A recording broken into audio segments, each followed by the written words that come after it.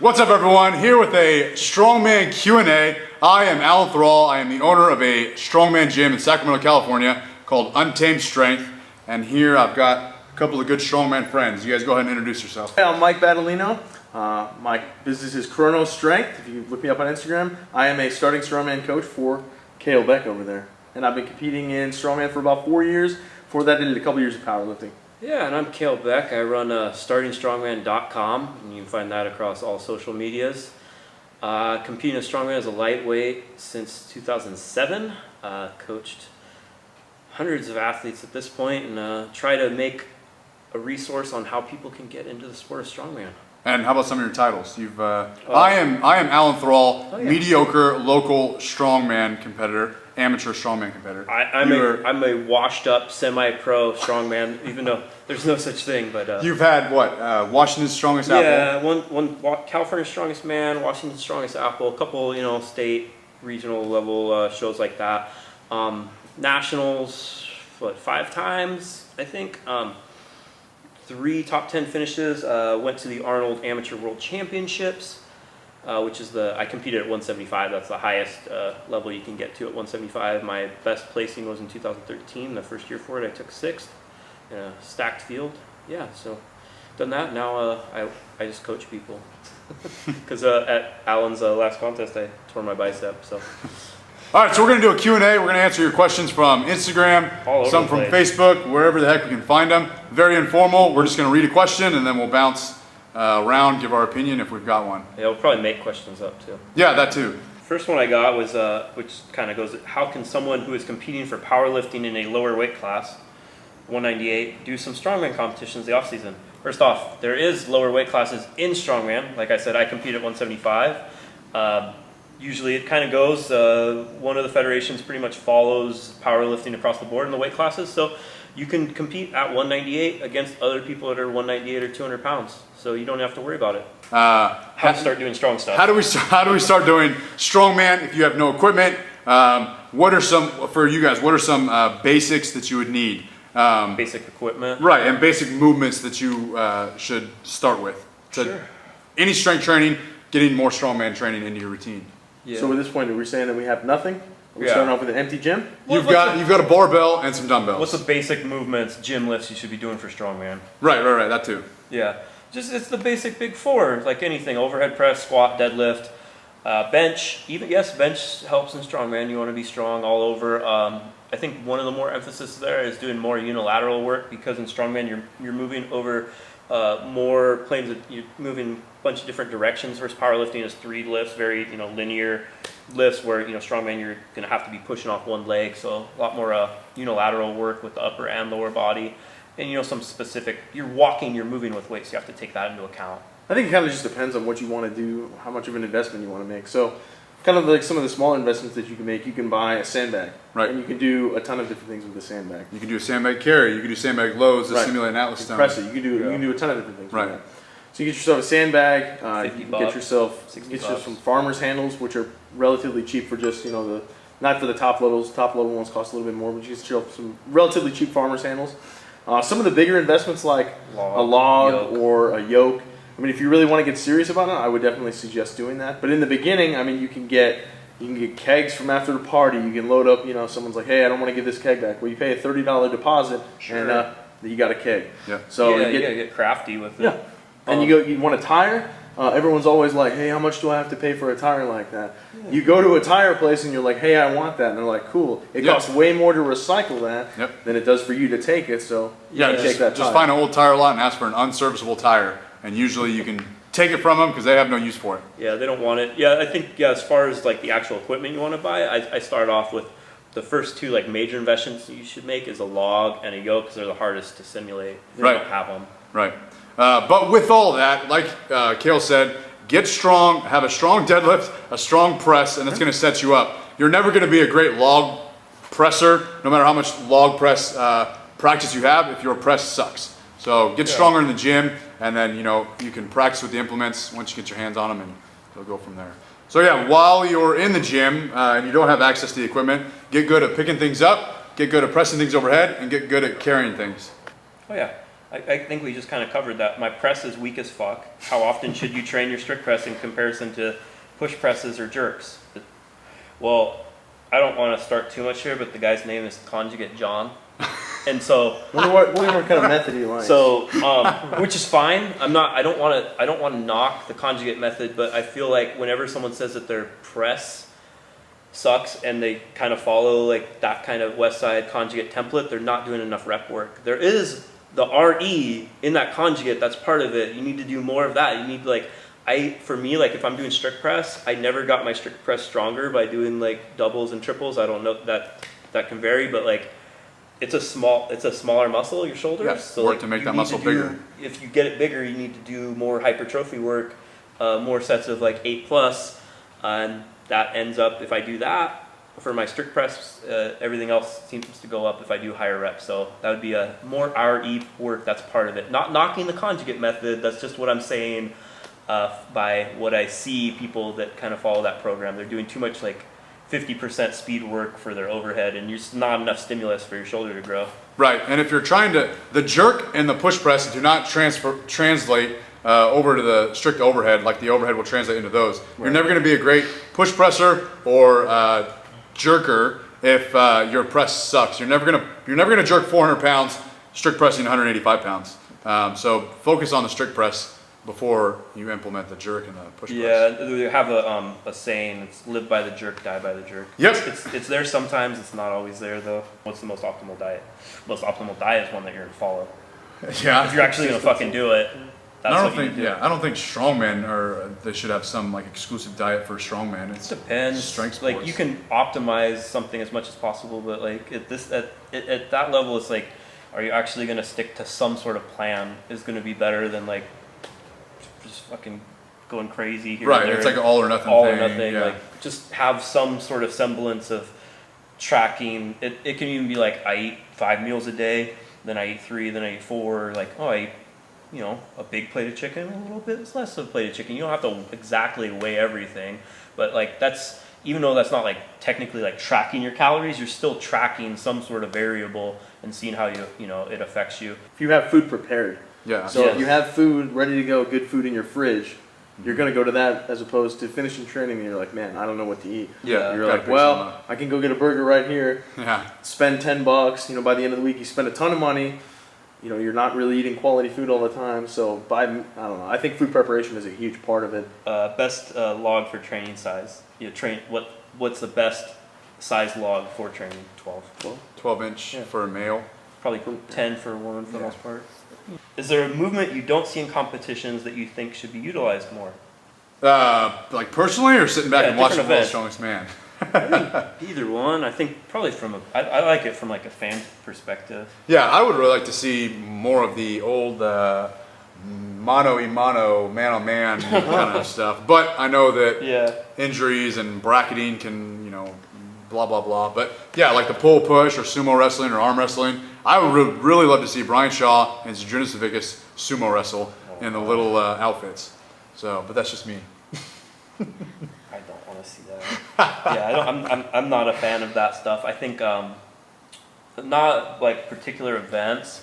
What I miss from stuff like Worlds is I feel like there used to be a little bit more thought into like making even into the same event. In Strongman, I feel like the events are about making something that like anyone off the street can look at that and go, holy crap, how's that even possible? Whether it's like as easy as like the standard like powerlifting variation, like if I see you doing a deadlift with plates at a strongman contest, it's like, okay, like it's at like local shows, it's a lot easier, but some sort of box, some sort of tires, it needs to be visually appealing. I really like how they used to do, like it was nationalistic, like centric, a lot of the events, like they're in Africa, they did the Africa Stone, and they pulled like this event, or like they held sausages, or like they deadlifted cheese when in Bavaria somewhere. Like I like when it was like very like centered around like that. That made it cool. It was like a whole event versus like now it's like the same fingers, the same yoke. I guess they like carried, where was it last year, China or Malaysia? They carried Malaysians on the yoke, so I guess that's like kind of that's not exactly what I mean. Like I don't know what's in Malaysia, but something Malaysian would have been cool. I I miss Hercules hold, the Yep. picture of Marius up there, Yep. like Hercules hold like that. And I think they made one for, what was that show in Chicago? They made one for that. They made a Hercules hold for that. I don't know if they've had that local competition show yet. at Jack Hardcore Gym. Yeah, that looked pretty cool. And I miss Fingal's fingers. Tips for the stone off of the ground. How do you get better at it? Stone picks? Yeah, like if you can't grip it off the ground. Try to make your arms longer. Yeah, get longer arms. Get better tacky. Store it at strongman.com. Where do you buy the longer arms? I think you just hang. You just hang and Okay. hang. But like you can get your fingers underneath there. Like really like spread your fingers like this is a bigger contact area than this. Yep. And another thing that works is just work on picking the stone up, like a stone that you can manage like without tacky. Pick it up off the ground, get in your lap, put it back down, pick it up in your lap, and but don't ever let go. That time under tension, squeezing through your chest, I feel really carries over. Anything where you're gonna be having to squeeze something like this, just hug your friends for way too long. Just keep doing that. That kind of movement, you're gonna get better at squeezing a stone, and your grip's gonna get better. All right, Kale. Do short guys have a chance in competition? By short, I mean Franco Colombo short. Franco was what, 5'5", Counter 5'4"? Yeah. There's Yeah. Stumpy Reigns made the finals at World's Strongest Man. He was 5'4", 280 pounds. You know what really helps is being tall. Being tall helps, but actually being strong, it can make up for a lot. Yeah. And there's certain events where you can maximize your height, and if you are short, you can't be lazy with your movement. Like if you see someone like Brian Shaw load a stone, it's like they don't even extend their hips. If you are short, you better learn triple extension, or you're never gonna do anything well. You're just gonna suck. You have to learn triple extension. Look up not the actor, but the crazy 175 strongman Matt LeBlanc. Not from Friends. L Train. Yeah, Matt L Train LeBlanc. He's 5'4" and ridiculously strong.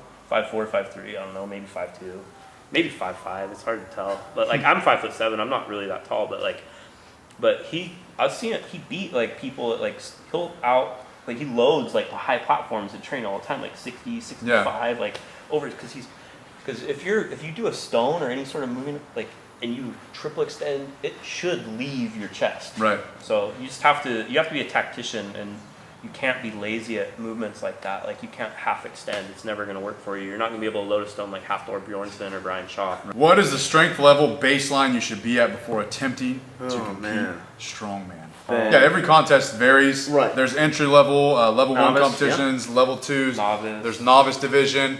So there's not a certain strength that you need to be at before you can compete. You should definitely just keep trying to get stronger. And there's no rush, Yeah. Don't rush. Just keep an eye on contests that are coming up in your area. Talk if you see someone who's promoting a contest and it looks a little too heavy for you, go over, start training at their gym. You'll probably get more accustomed to it, and it'll be less intimidating as you go. You'll feel like you're in reach. I know my first contest, I zeroed all but one of the events, but then I kept competing. So it's okay to zero an event. That's another thing. People I want to do the show, but I don't know if I can get that log. But they can do everything else fine. People zero at Worlds in the finals. Yep. Right. I've been in competitions and zeroed events. Yeah. Big deal. If you haven't, you've never pushed yourself Yeah. to do a higher level of competition. There's a couple people zeroed the squat in the finals a couple years ago. So, just keep an eye on, contests and look at the weights, and you can kind of gauge it from there. Follow some of the. I feel like that's a better idea than following the people in your weight class, on social media, because those are probably going to be They're the outliers. best. Yeah, they've been doing this for a while, or just really good athletes.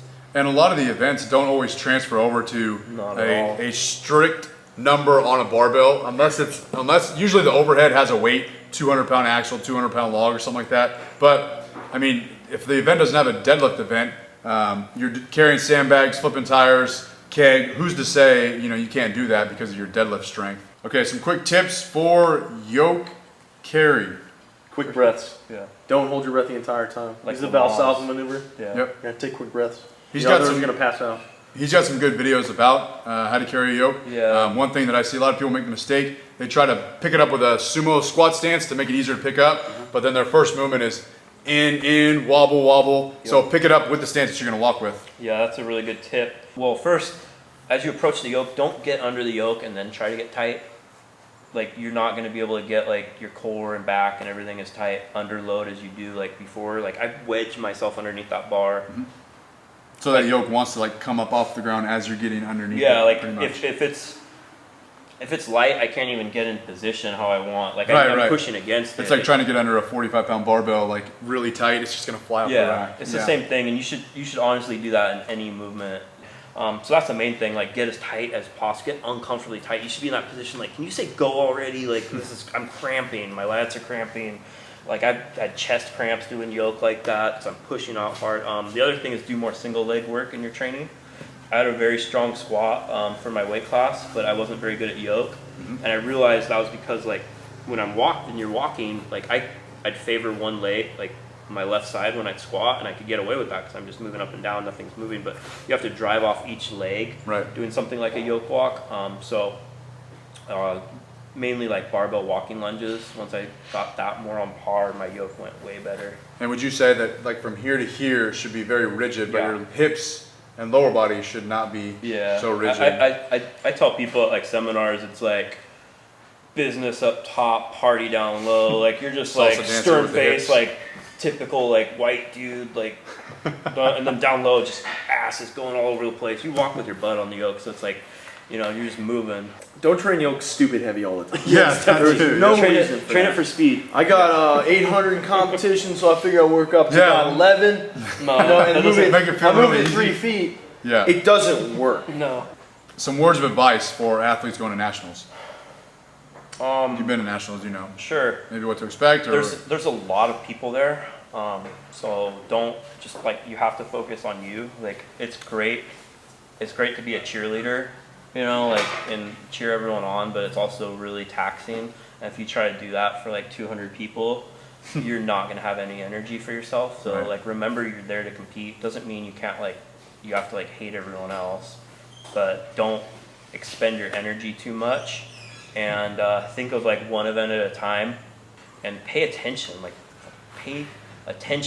make sure the judges and the scorekeepers, like they make mistakes, but they also have a very long day. Like, you know, that's a long day. So like I always go up, I try to make sure to like say, hey, how's it going? You know, I'm like, oh, is this like, you know, how do you give the down? Is this good? Like, you know, what, and then you like start and you get them engage engaged. them back because they're just have like, there's like, they don't differentiate. And then like, down, they'll down, probably, down. but like if you engage them beforehand, you like just a little bit, which no one else is doing, like they're probably going to be a little more alert and a little more like quick on the down, Right. And you know, stuff like that. So I try to do that. Pay attention to like where you are in the order, so you're ready to go. Drink plenty of water and stuff, and also like the main thing, like don't think like, oh, I'm bad at log and it's like 3 events later. Like think like, okay, I have a yoke. I'm thinking about yoke. This is how I set up for yoke. This is the equipment I use for yoke. And let's say you have a stumble, you drop it. You usually don't. Be mad for like 5. Tell people, all right, like, you know, be mad. And you're like, I'm like, yeah, that didn't go good. I'm like, all right, be mad for 5 minutes, and then think about the next event. Move on. Good assistance exercise. Train for prowl. Push your car. Nice. Best way to train for yoke, if you don't have one, get a yoke, or you can get the Spud swing set straps in my shop on startingstrongman.com. They're like $56. It's gonna be like a chain yoke. It's 50 bucks. Specific advice for older trainees: train less days. Most of my older clients train 3 days a week. More time to recover because it takes longer. One of my training partners, do. my good friend, is he's almost 50, and I try to keep him from thinking about what he did 25 years ago. Yeah. You Pretty know, much where I'm at right now. don't, you know, I know you used to deadlift 3 times a week, you know, 25 years ago, but Yeah. if you do that today, like you're going to be crippled. Yeah. So don't think about that. Think about setting PRs between like, all right, you know, in the last year or something. This is a PR for like the last 5 Yeah, years. just get whatever. better from where you are now. Yeah. How to train Conan's wheel, how to train, most people don't, I mean not Conan's, I'm Fingal Fingers. Oh, fingers. Okay. Yeah, sorry. So how to train it, you don't have one, all that. I look at the movement, it's overhead, stabilization, and shoulder endurance, mostly. Also, yeah, like you said, be tall. Yeah. That's a very big, be tall, have long arms helps. So you have to think, how can I increase my shoulder strength, shoulder endurance, and being stable overhead? So I have a lot of like overhead yoke walks. Mike Caruso said it, and he reminded me at the seminar I did with him, and he reminded me of what Derek Poundstone, I saw him doing in a video like way back, was like a turned off treadmill, like walking with his hands pushing the tread up. Oh, nice. Oh, yeah. It's that same movement. Yeah. Yeah, And like that, I've been having my clients do that since. That's So pretty cool. Thanks, Mike.